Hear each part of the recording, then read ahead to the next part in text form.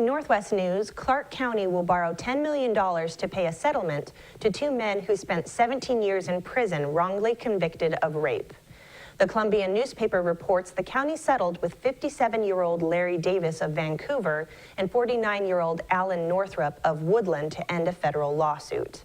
County commissioners approved the terms of the loan yesterday. The county wasn't insured in 1993 when the two were convicted of raping a woman in La Center. Later, DNA testing cleared the men, and their lawyer said the county was negligent because a detective failed to check out other leads in the case. A Lewis McChord Stryker brigade that returned from Afghanistan in December is changing tactics in war games this month at the Yakima Training Center. The News Tribune reports the 3rd Stryker Brigade is preparing for an assignment backing up the Navy-led Pacific Command in Asia. In 2011, when they knew they were going to Afghanistan, the soldiers practiced kicking down doors and looking for insurgents. Now they are practicing maneuvers they'd use if called to fight the military from a developed nation using artillery.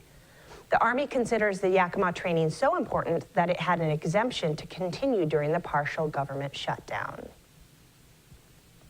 The Washington State Patrol says a car fleeing from a trooper near Toppenish ran through a stop sign at Buena and collided with a mobile home, injuring a 14-year-old girl.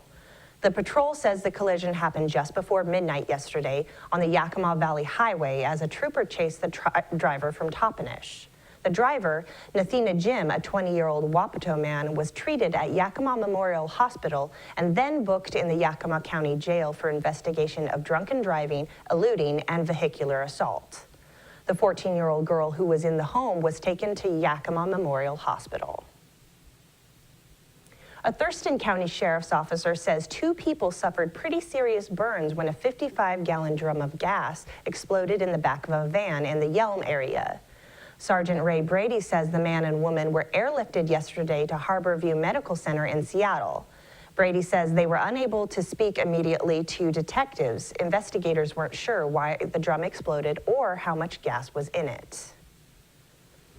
The Navy plans to decommission the frigate USS Ford at the end of next month and replace it next year with a destroyer at the Naval Station Everett. The Daily Herald reports that it's part of the long-range plan to have a total of 5 destroyers at the Puget Sound base by 2020. It currently has 3 frigates and 2 destroyers sharing the base with the aircraft carrier Nimitz. Destroyers are bigger than frigates and perform more missions, such as supporting carrier strike groups. The Ford is 28 years old and last deployed in 2011. Naval Station spokeswoman Kristen Ching says its 131 crew member will be reassigned. The carrier Nimitz has been deployed since the end of March and entered the Mediterranean on Sunday through the Suez Canal. Pumpkin carving has been a long-time beloved pastime for Halloween, but a man in New York City has it down to a fine science. Here with the story is the Associated Press. As pretty as the pumpkin might look, as soon as you cut it open, it's a whole different story. You know, some may be dry, some may be perfect. That's what you hope for. Some may be thin. With these bigger ones, we rarely run into the thin problem. It's pretty thick. Once we get the general shape, we'll go in and start detailing, add some teeth. I think everyone in the U.S. has carved a pumpkin before, so it's a great material to work from. And when you carve a face or something into it, it's neat to see that little fruit come alive.